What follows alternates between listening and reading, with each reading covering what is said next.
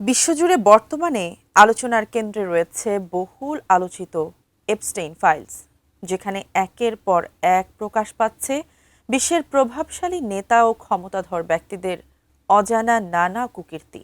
আর সেই নথিতে এবার উঠে এসেছে পাকিস্তানের কারাবন্দী সাবেক প্রধানমন্ত্রী ইমরান খানের নামও।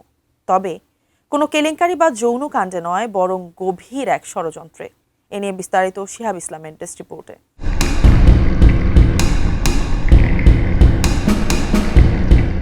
বিশ্বজুড়ে ব্যাপক তোলপাড় সৃষ্টি করেছে কুখ্যাত যৌন অপরাধী ও নারী পাচারকারী জেফ্রি অ্যাপস্টাইন সংক্রান্ত নতুন নথি। মার্কিন ডিপার্টমেন্ট অব জাস্টিস এসব নথি প্রকাশের পর থেকেই আন্তর্জাতিক অঙ্গনে শুরু হয়েছে তীব্র আলোচনা ও বিতর্ক। প্রকাশিত নথিতে নারী কেলেঙ্কারির অভিযোগে সাবেক ও বর্তমান বিশ্বের বহু প্রভাবশালী ব্যক্তির নাম উঠে এসেছে এই ফাইলসে।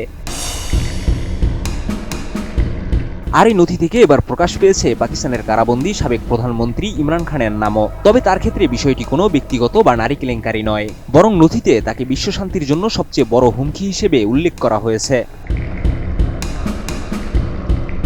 2018 সালে পাকিস্তানের সাধারণ নির্বাচনে জয়ের পর ইমরান খানকে বিশ্ব শান্তির জন্য সবচেয়ে বড় হুমকি হিসেবে উল্লেখ করেছিলেন কুখ্যাত দণ্ডপ্রাপ্ত যৌন অপরাধী জেফ্রি অ্যাপস্টেইন।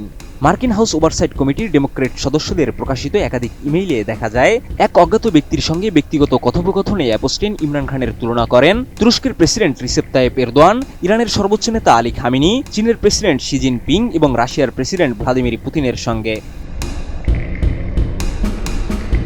ইমেইলে অ্যাপস্টেইন লেখেন, এরদোয়ান, খামেনি, শি বা পুতিনের চেয়েও ইমরান খান বিশ্ব শান্তির জন্য বড় হুমকি। আরেকটি বার্তায় ইমরান খানকে পপুলিস্ট নেতা উল্লেখ করা হলে অ্যাপস্টেইনের জবাব ছিল খুবই খারাপ খবর।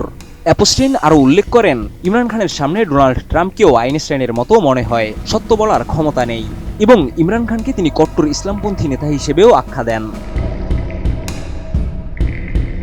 ওই ইমেল আদান প্রদানে ইমরান খানের ব্যক্তিগত জীবন নিয়েও মন্তব্য করা হয়। সেখানে তার একাধিক বিয়ে, সাবেক ক্রিকেট ক্যারিয়ার এবং সাধারণ মানুষের মধ্যে জনপ্রিয়তা অর্জনের ক্ষমতার কথাও উঠে আসে।